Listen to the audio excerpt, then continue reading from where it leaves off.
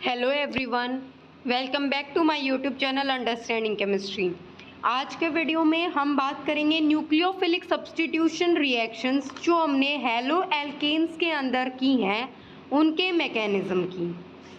Mechanism हमारा काफ़ी important हो जाता है जब हम न्यूक्लियोफिलिक सब्स्टिट्यूशन रिएक्शंस की बात करते हैं। एंड हमारी जो न्यूक्लियोफिलिक सब्स्टिट्यूशन रिएक्शंस हैं वो हमारी दो टाइप के मैकेनिज़्म्स को फॉलो करती हैं। कौन कौन से टाइप्स होते हैं हमारे? बेसिकली दो, SN1 एंड SN2। इन दोनों ही मैकेनिज़्म्स को हमारी जो न्यूक्लियोफिलिक सब्स्टिट्यूशन रिएक्शंस हैं वो फॉलो करती हैं। अब what do you mean by SN1 and SN2 is कि substitution nucleophilic, one is for unimolecular and two is for biomolecular. Unimolecular and biomolecular. Unimolecular and biomolecular का मतलब है कि यहाँ पे हम इसको रिलेट कर रहे हैं विद इट्स रेट लॉ। कि यूनिमोलिकुलर का मतलब क्या है, बायोमोलिकुलर का मतलब क्या है, वो हमें बता रही है इसकी रेट लॉ। कि यूनिमोलिकुलर का मतलब ये है कि हमारी रिएक्शन का रेट सिर्फ डिपेंड करे एक मॉलिक्यूल पे। बायोमोलिकुलर का मतलब है कि रिएक्शन का रेट डिपेंड करे दो मॉलिक्यूल्स पे। अब एक मॉलिक्यूल या दो मॉलिक्यूल कहाँ से आएंगे और वो कौन से होंगे, उसका मतलब क्या है कि हम यहाँ पे बात कर रहे हैं हैलो एल्केन्स की। तो उसके अंदर हमारे दो मॉलिक्यूल और वन मॉलिक्यूल, हम कहाँ से बोल रहे हैं कि रिएक्टेंट की कंसंट्रेशन पे डिपेंड करता है हमारी रिएक्शन का रेट। तो अगर हम रेट लॉ की बात करें तो उसके अंदर देखो रेट हमारा क्या होगा कि मैं बात करूं यूनिमोलिकुलर यानी सिर्फ एक मॉलिक्यूल। अब एक मॉलिक्यूल रिएक्टेंट में रिएक्शन हम देख रहे हैं किसकी, हैलो एल्केन्स की। तो एक हमारा हम सिर्फ हैलो एल्केन की कंसंट्रेशन पे हमारी रिएक्शन का रेट डिपेंड करेगा। अब सेकंड बात क्या है कि एक मॉलिक्यूल हो गया भाई हैलो एल्केन और उसकी कंसंट्रेशन पे रेट ने डिपेंड करा। सेकंड बात हम क्या बोल रहे हैं कि रेट बायोमोलिकुलर है रिएक्शन, यानी कि रेट दो रिएक्टेंट की कंसंट्रेशन पे डिपेंड करेगा। अब वो दो रिएक्टेंट कौन से होंगे कि हम बोले एक तो है हमारा एल्काइल हैलाइड और दूसरा रिएक्टेंट इसको कौन अप्रोच करता है, हम बात करें न्यूक्लियोफिलिक सब्स्टिट्यूशन रिएक्शन की, तो इसके अंदर सेकंड आएगा हमारा न्यूक्लियोफाइल। तो एक तो ये वैसी रिएक्शन जिसके अंदर रेट डिपेंड करे सिर्फ एक रिएक्टेंट की यानी हैलो एल्केन की कंसंट्रेशन पे, तो उसको हम बोलते हैं substitution nucleophilic unimolecular reaction. Second है कि हमारी रिएक्शन का रेट डिपेंड करे हैलोजन की concentration as well as nucleophile की कंसंट्रेशन, तो उसको हम बोलते हैं सब्स्टिट्यूशन न्यूक्लियोफिलिक बायोमोलिकुलर रिएक्शन। अब इसका मैकेनिज्म से रेट लॉ का क्या लेना देना है, तो हमें पता है from the basics of chemical kinetics कि जो हमारी रिएक्शन की रेट लॉ के अंदर जो रिएक्टेंट आता है वही रिएक्टेंट हमारा स्लो स्टेप के अंदर रिएक्ट करता है। तो यहाँ से हम बोल सकते हैं कि जो SN1 है उसके केस में सिर्फ स्लो स्टेप के अंदर हैलो एल्केन आएगा एंड SN2 जो है हमारी SN2 के अंदर स्लो स्टेप के अंदर haloalkane as well as nucleophile दोनों आएंगे। तो वो आएंगे कैसे, अटैक कैसे होगा, प्रोडक्ट की फॉर्मेशन कैसे होगी, अब हम बात कर लेते हैं उसकी।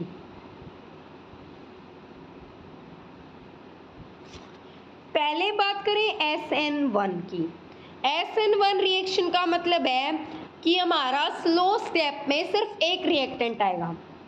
जैसे मैंने कोई भी एल्काइल हैलाइड ले लिया,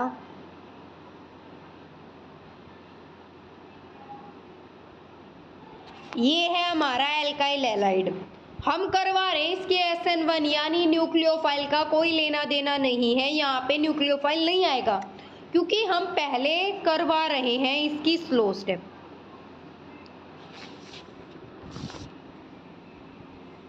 स्लो स्टेप के अंदर क्या होगा कि हमारा न्यूक्लियोफाइल का अटैक नहीं होता, कार्बोकेटाइन की फॉर्मेशन होती है। तो SN1 रिएक्शन है उनको हम मेनली पोलर प्रोटिक सॉल्वेंट के अंदर करवाते हैं, जैसे वाटर, अल्कोहल, एसिटिक एसिड वगैरह हो गए इनकी प्रेजेंस में। तो इस केस में क्या होगा कि पहले ये अल्काइल हैलाइड को बाहर निकालो, कार्बोकेटाइन बनाना है तो अल्काइल हैलाइड को, सॉरी अल्काइल हैलाइड बोल रही हूँ, अल्काइल हैलाइड में से हैलाइड आयन यानी क्लोराइड है इसको बाहर निकालेंगे, तो यहाँ पे फॉर्मेशन हो जाएगी कार्बोकेटाइन की। ठीक है भाई, कार्बन के 4 बॉन्ड होने चाहिए थे, बचे इसके 3 बॉन्ड, तो उस वजह से कार्बन के ऊपर पॉजिटिव चार्ज आ गया। अब यहाँ पे बन गया कार्बोकेटाइन एंड ये कार्बोकेटाइन होता है हमारा प्लेनर। अब नेक्स्ट स्टेप में क्या होगा, मेन काम तो हमें सब्स्टिट्यूट कराना था एलोजन को न्यूक्लियोफाइल के साथ, तो एलोजन निकल गया। अब इसके ऊपर क्या होगा, नेक्स्ट स्टेप में इस कार्बोकेटाइन पे न्यूक्लियोफाइल अटैक करेगा। क्या होगा कि जो हमारा कार्बोकेटाइन बन गया, ये है हमारा कार्बोकेटाइन, इसके ऊपर न्यूक्लियोफाइल करेगा अटैक।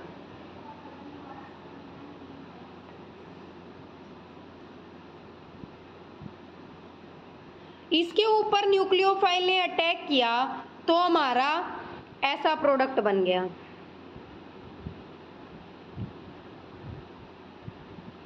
कि यहाँ पे हो गया हमारा न्यूक्लियोफाइल ऐड।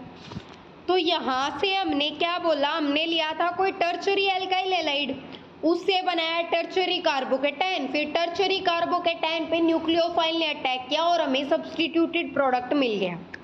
ये बात हो गई SN1 की। 2 स्टेप में होगा, फर्स्ट स्टेप में कार्बोकेटाइन की फॉर्मेशन होगी, सेकेंड स्टेप के अंदर हमारा कार्बोकेटाइन के ऊपर न्यूक्लियोफाइल का अटैक होगा। इसको बोलते हैं यूनिमोलिकुलर, क्योंकि ये फर्स्ट ऑर्डर काइनेटिक्स को फॉलो करती है, यानी रिएक्शन का रेट सिर्फ जो हमने टर्शरी ब्यूटाइल क्लोराइड लिया था उसकी कंसंट्रेशन पे डिपेंड करेगा, न्यूक्लियोफाइल की कंसंट्रेशन पे डिपेंड नहीं करेगा। ये बात हो गई SN1 की। अब हम बात करें SN2। SN2 में क्या होगा कि हमारे सेम स्टेप के अंदर, जैसे यहाँ पे है हमारा एल्काइल हैलाइड, इस कार्बन से 3 ग्रुप जुड़े हुए, तो न्यूक्लियोफाइल भी सेम स्टेप के अंदर कार्बन पे अटैक करेगा। अब अटैक की बात करें तो हम ये बोल सकते हैं ना कि आगे से अटैक करे या पीछे से अटैक करे, कौन सा अटैक होगा यहाँ पे। तो अगर आगे से अटैक करेगा तो हमारा यहाँ पे तो है एलोजन, इसने रास्ता ब्लॉक कर रखा है, ये उसको एंट्री नहीं करने देगा, तो हमारा न्यूक्लियोफाइल जाएगा पीछे से और बैक साइड अटैक करेगा। बैक साइड अटैक करेगा तो यहाँ पे फॉर्मेशन होगी एक ट्रांजिशन स्टेट की, कि हमारा जो था कि न्यूक्लियोफाइल के साथ बॉन्ड की फॉर्मेशन हो रही है, हैलाइड आयन के साथ बॉन्ड ब्रेक हो रहा है, दोनों काम पार्शियली है, कंप्लीट अभी तक कौन सा काम नहीं हुआ है, ये हो गई हमारी ट्रांजिशन स्टेट।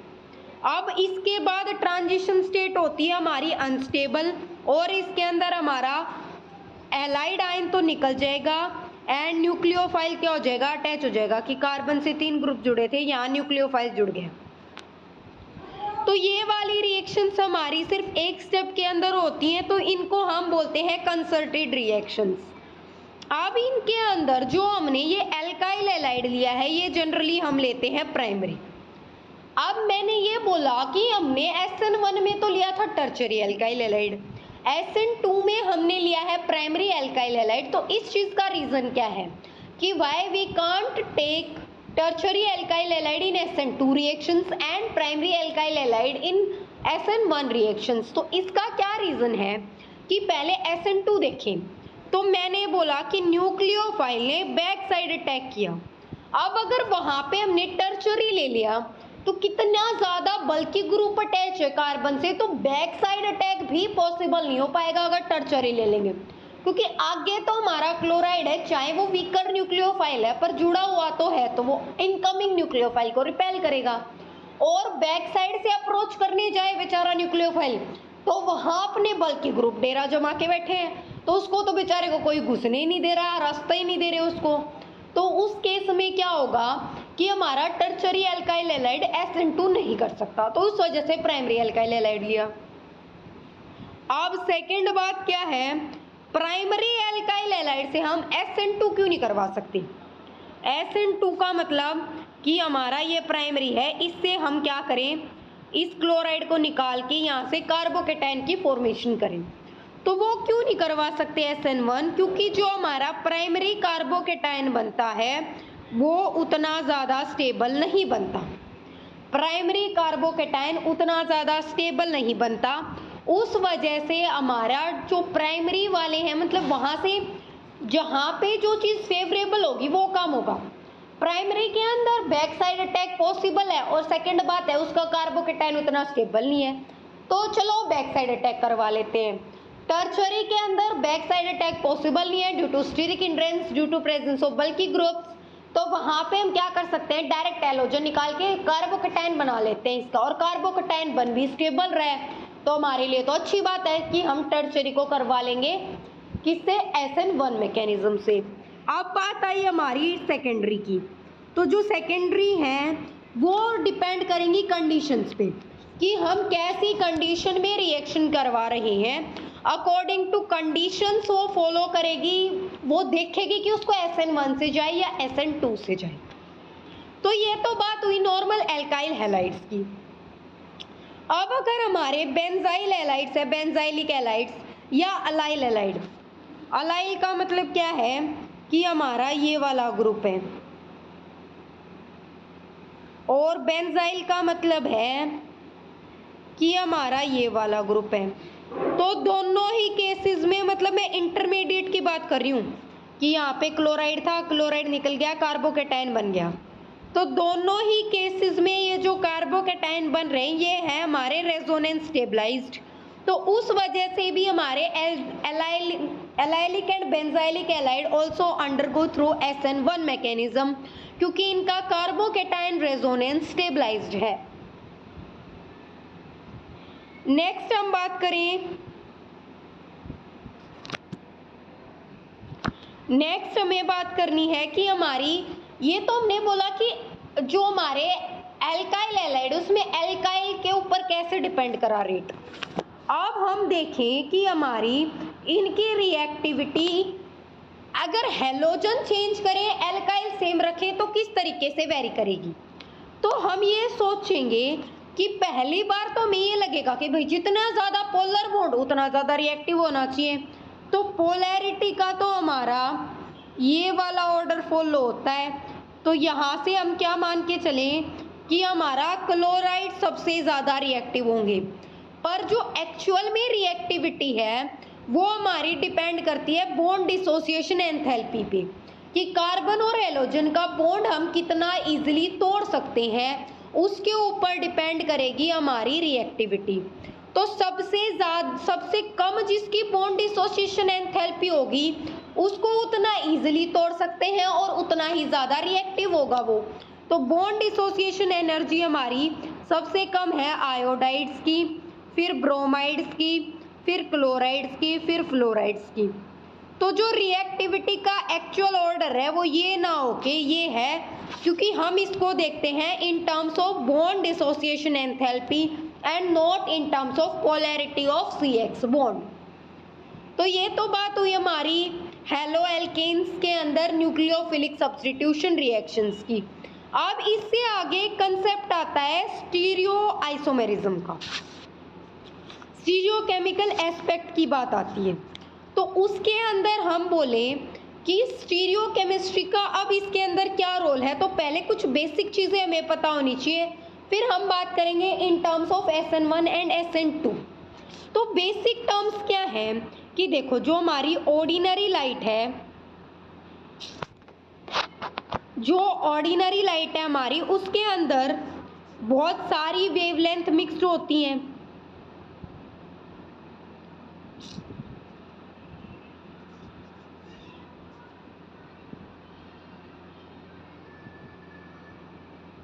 ये है हमारी ऑर्डिनरी लाइट और इसके अंदर कई सारी वेवलेंथ मिक्स्ड हैं, क्योंकि इसके अंदर इलेक्ट्रोमैग्नेटिक वेव्स आती हैं। अब हमें बात करनी है मोनोक्रोमेटिक। मोनोक्रोमेटिक वेव्स वो होती हैं जिसके अंदर सिर्फ एक वेवलेंथ हो। तो हम इनको कैसे प्राप्त कर सकते हैं कि हम इनको पास करें थ्रू निकोल प्रिज्म। अब बात आई निकोल प्रिज्म क्या होता है। निकोल प्रिज्म हमारा एक स्पेशल टाइप का प्रिज्म होता है जो क्रिस्टलाइन कैल्शियम कार्बोनेट कैल्साइट से मिलके बना होता है हमारा Nicol prism. Nicol prism calcite का बना हुआ है। इसमें से जब हम इसको पास करेंगे तो हमें प्लेन पोलराइज लाइट मिल जाएगी। अब इस प्लेन पोलराइज लाइट को हम बोलते हैं कि ऐसा बीम जिसके अंदर सिर्फ एक प्लेन में वाइब्रेशंस हो रही हों उसको हम बोलते हैं प्लेन पोलराइज लाइट। तो जो सब्सटेंसेस इस प्लेन पोलराइज लाइट को रोटेट कर सकती हैं उन सब्सटेंसेस को हम बोलते हैं ऑप्टिकल एक्टिव सब्सटेंसेस। एंड इस प्रॉपर्टी को कि वो प्लेन पोलराइज लाइट को रोटेट करते हैं, इस प्रॉपर्टी को हम बोलते हैं ऑप्टिकल एक्टिविटी। तो जो सब्सटेंसेस प्लेन पोलराइज लाइट कैसे ऑब्टेन कर सकते हैं हम कि हमारी जो नॉर्मल इलेक्ट्रोमैग्नेटिक रेडिएशंस है लाइट की उनको निकोल प्रिज्म से पास करेंगे तो हमें प्लेन पोलराइज लाइट मिल जाएगी। फिर जो सब्सटेंसेस प्लेन पोलराइज लाइट को रोटेट कर सकते हैं वो कहलाते हैं ऑप्टिकली एक्टिव सब्सटेंसेस। तो ऐसे सब्सटेंसेस जो प्लेन पोलराइज लाइट को टुवर्ड्स राइट रोटेट करते हैं उनको हम बोलते हैं डेक्स्ट्रो रोटेटरी, डी से रिप्रेजेंट करते हैं या प्लस से।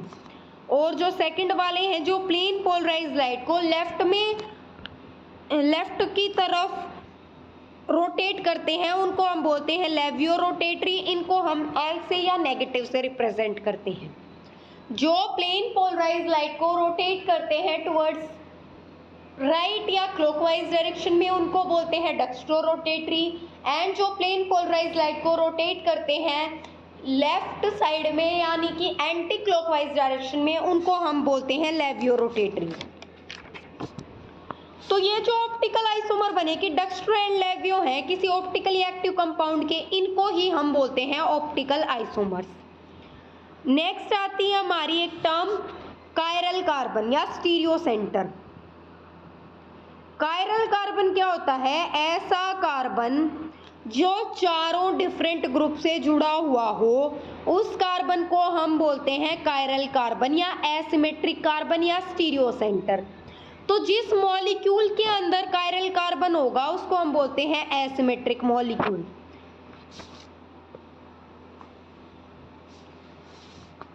तो जो ऑब्जेक्ट एक दूसरे की non super imposable mirror image बनाते हैं उनको भी हम कायरल बोलते हैं। कि ये तो हमने कार्बन की टर्म्स में बात कर ली कि भाई चार अलग अलग ग्रुप से जुड़ा हुआ हो तो कायरल कार्बन हो गया।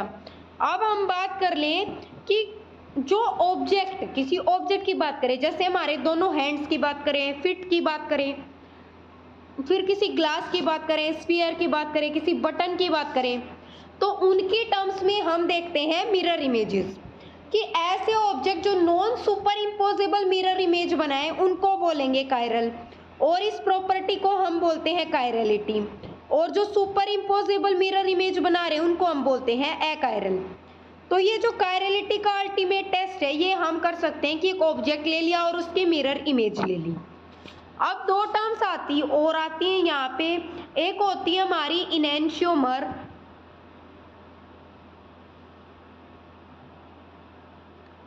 एक होती है डायस्टीरियोमर।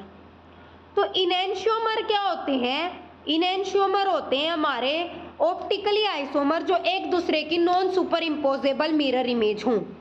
आइसोमर हैं और non super imposable mirror image बना रहे हैं एक दूसरे की तो उनको हम बोलते हैं इनैंशियोमर। और स्टीरियो आइसोमर ऐसे जो कि एक दूसरे की मिरर इमेज ही नहीं है उनको हम बोलते हैं डायस्टीरियोमर्स। अब हमारी कुछ टर्म्स आती हैं जो यहाँ पे यूज होंगी। क्या क्या होती है? यहाँ पे आती है हमारी, एक आती है रिटेंशन,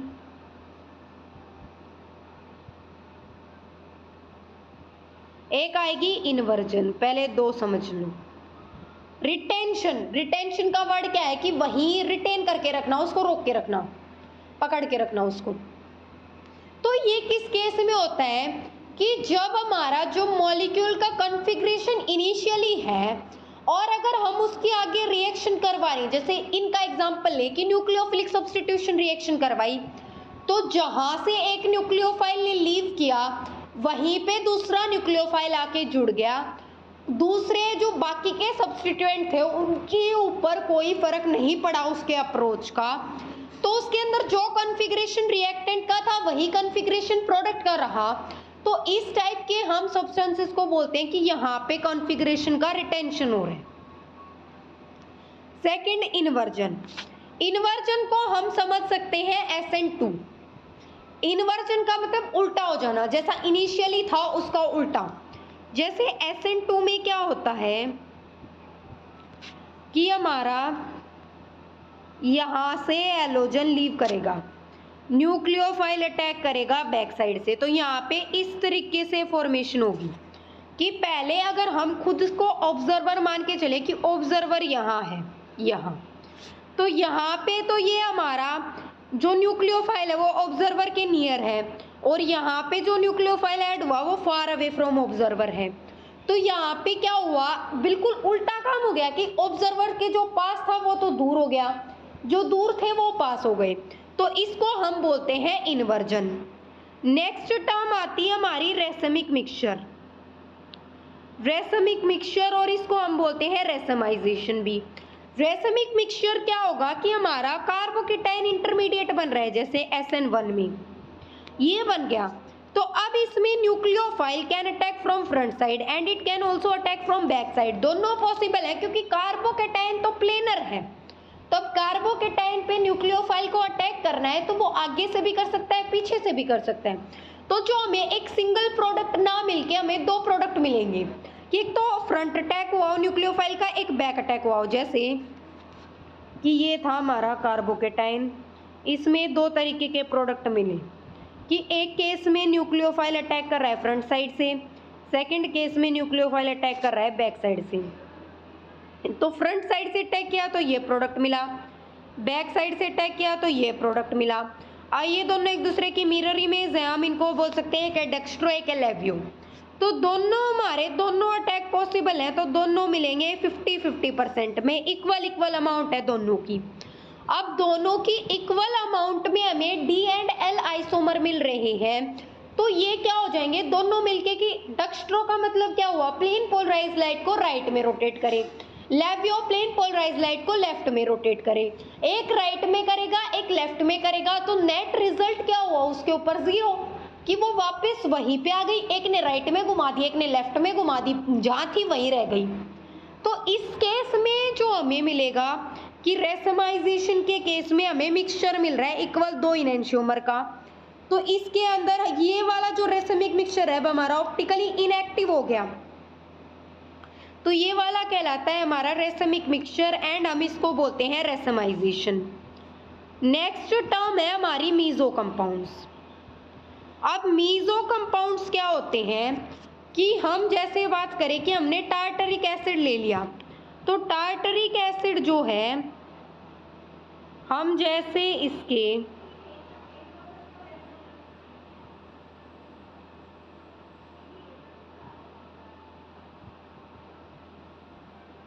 ये है टार्टरिक एसिड, तो हमारा हम इसको D मान ले तो इसका मिरर इमेज बनेगा,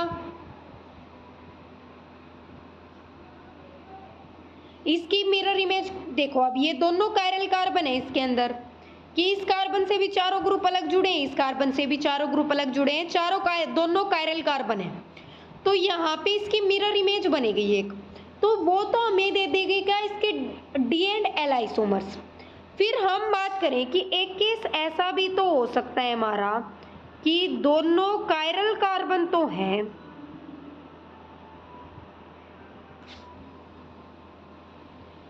पर इसकी जो मिरर इमेज है वो कैसी आ रही है, मतलब कि मिरर इमेज बनानी चाहिए थी इनको, क्योंकि इसके अंदर हमने बोला भाई कायरल कार्बन है, हम ऐसे लिखेंगे तो भी हमारा ये वाला कार्बन एंड ये वाला कार्बन दोनों कायरल हैं। पर इस केस में क्या हो गया है, इसके अंदर कंपाउंड्स के अंदर ये ऑप्टिकल एक्टिविटी फिर भी शो नहीं कर रहे। ऑप्टिकल एक्टिविटी का मतलब कि ये प्लेन पोलराइज लाइट को रोटेट नहीं कर पा रहे, ये ऑप्टिकली इनएक्टिव हैं। तो इस चीज का रीजन क्या है कि भाई कायरल सेंटर था फिर भी प्लेन पोलराइज लाइट को रोटेट नहीं कर पा रहे, तो कुछ तो वजह होगी इनके ऑप्टिकली इनएक्टिव होने की। तो वो रीजन क्या है कि इनके अंदर है सेंटर ऑफ सिमेट्री, कि यहाँ से काट दिया, ऊपर जो ग्रुप है एज इट इज नीचे सेम वही के वही आ रहे, यहाँ carbon carbon hydrogen hydrogen hydroxy hydroxy acid acid. तो इसके अंदर क्या आ गई, इसके अंदर आ गई सिमेट्री। तो इस सिमेट्री की वजह से हमारे ये कायरल कार्बन होते हुए भी ऑप्टिकली इनएक्टिव हो जाएं, ऐसे कंपाउंड्स को हम बोलते हैं मीजो कंपाउंड्स। तो होपफुली आपको ये समझ में आया होगा। Inversion, retention, meso compounds, racemisation, enantiomer, diastereomer, chiral carbon, chirality, optical activity, plane polarised light, ये सारी टर्म्स काफ़ी इंपॉर्टेंट हैं, स्टीरियो के अंदर काफ़ी इंपॉर्टेंट रोल प्ले करती हैं। और यहाँ पे हमने कंक्लूजन क्या मिला इन सारी टर्म्स की स्टडी करके कि SN1 में होता है रेसमाइजेशन, क्योंकि कार्बोकेटायन प्लेनर है, दोनों अटैक पॉसिबल है, मिक्सचर मिलेगा डी एंड एल आइसोमर का। एंड SN2 के अंदर होता है हमारा कॉन्फ़िगरेशन का इन्वर्जन, क्योंकि न्यूक्लियोफाइल बैक साइड से अटैक कर रहा है। तो आज के वीडियो में इतना ही। अगर आपको इसके अंदर कोई भी डाउट हो तो कमेंट्स में पूछ सकते हैं। Thank you.